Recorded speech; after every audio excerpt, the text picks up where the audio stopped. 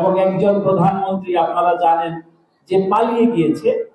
তো তখন তিনি যখন প্রধানমন্ত্রীর আসনে ছিলেন, তখন আমরা যখন বিদেশে আমরা আমাদের যারা বন্ধু বান্ধব, আমাদের সহকর্মী, তাদের সঙ্গে যখন পরিচিত হতাম, অর্থাৎ ইন্টারন্যাশনাল মিডিয়া বা ডিপ্লোম্যাটস, যে প্রথম বাংলাদেশ বলার পরে ওয়ার আর ইউ ফ্রম, তো বললাম আই এম ফ্রম বাংলাদেশ। ও এরকম বলে একটু ভেস্কি মানুষ।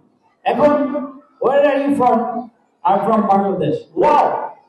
তো বাংলাদেশ ওয়া থেকে ওয়াও প্রবেশ করেছে, যে বাংলাদেশের মানুষ রক্ত দিয়ে তাদের অধিকার প্রতিষ্ঠিত করেছে এবং এই যুব সমাজ, এই ছাত্র সমাজ পৃথিবীকে দেখিয়ে দিয়েছে যে তারা যদি ন্যায়ের পক্ষে দাঁড়ায়, পৃথিবীর যে কোনো মহিল হোক শক্তিশালী সরকারও পালাতে বাধ্য। এবং এই ওয়াওকে অনুসরণ করছে পৃথিবীর অপর দেশ। আমাদের পার্শ্ববর্তী নেপাল যেরকম করেছে, অন্যান্য পৃথিবীর অপর দেশ এখন বাংলাদেশের এই যে আমরা যে আমাদের যে স্পৃহা, আমাদের যে কর্মক্ষমতা, আমাদের যে লড়াকু মনোভাব, এটি কিন্তু এখন সারা দুনিয়া সেটি দেখছে এবং আমাদেরকে ফলো করছে, বাস্তবিকভাবেই করছে।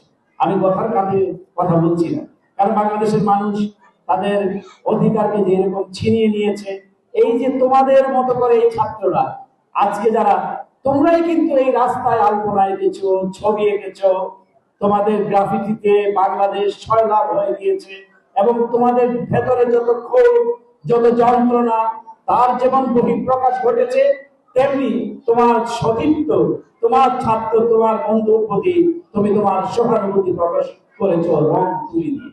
এটি হচ্ছে আমাদের এই যে আমাদের যে বন্ধন, আমাদের যে শত বছরের ঐতিহ্য, আমরা যে একে অন্যকে যে কেয়ার করি, একে অন্যের পাশে দাঁড়াই, এটি সবচেয়ে বড় প্রমাণ। এবং কোন অন্যায় আমাদের উপর চাপিয়ে দিলে আমরা যে মেনে নিতে পারি না, এটি হচ্ছে সবচেয়ে বড় প্রমাণ। আমরা সকলে দেখেছি, সকলের মধ্যে। এখন যেই সরকারটি বাংলাদেশে আসছে, আমাদের দেশের অত্যন্ত জনপ্রিয় নেতা, ইতিমধ্যে আপনারা দেখেছেন যে বাংলাদেশের একজন প্রধানমন্ত্রী যখন চলাফেরা করেন, খুব স্বাভাবিক, খুব সাদা মাঠা ভাবে তিনি চলাফেরা করছেন। আপনারা দেখবেন, আগে আমরা দেখতাম যে একজন সরকারি কর্মকর্তা, সচিব লেভেলের বা একজন মন্ত্রী লেভেলের যখন কেউ আসতেন, তার আগে পিছিয়ে এতগুলা গাড়ি থাকতো, এই অফিসার সেই অফিসার, এক একজনের এক এক গাড়ি, আপনার গাড়ি 20-25টা চলে যাচ্ছে, কিন্তু শেষ আর হচ্ছে না। আমরা যখন ছোট ছিলাম তখন আমরা দাঁড়িয়ে গাড়ি গুনতাম যে কোন মন্ত্রীর কতটা গাড়ি, কিন্তু একজন প্রধানমন্ত্রী উইল থাকলে যেটি করা যায়, সে সবচেয়ে বড় প্রমাণ হলো আমাদের দেশের প্রধানমন্ত্রী। খুব সাদাসিধে জীবন যাপন করছেন, খুব অল্প সংখ্যক সহকর্মীদের নিয়ে চলাফেরা করছেন, তার গাড়ি ট্রাফিক সিগন্যালে দাঁড়াচ্ছে, এটি দিয়ে কিন্তু মানুষ শিখবে। এরকম প্রধানমন্ত্রী বাংলাদেশের মানুষ চায়। এটি যে খুব বেশি, এটি কিন্তু বাস্তবতা। এখন এগুলি বলতে হয় কেন, যে হ্যাঁ এটা তো প্রধানমন্ত্রী তো রক্ত মাংসের মানুষ, কিন্তু তাই করবে না, পরে বলতে পারে হ্যাঁ তাই তিনি তাই করবেন, কিন্তু বাংলাদেশের এগুলি কখনোই হয়নি। এগুলো ইউরোপ আমেরিকাতে হয়েছে।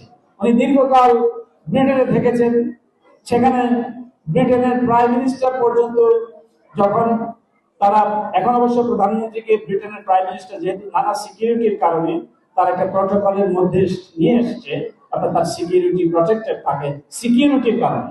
তো আমাদের দেশের প্রধানমন্ত্রী অনেক সময় বলি যে সিকিউরিটিতে কিন্তু কোনো কম্প্রোমাইজ করা যাবে না, সিকিউরিটি এনশিওর করতে হবে, কিন্তু তিনি এত সাদাসিধে ভাবে চলাফেরা করেন এবং তার চলাফেরা মানুষকে কাছে টানান।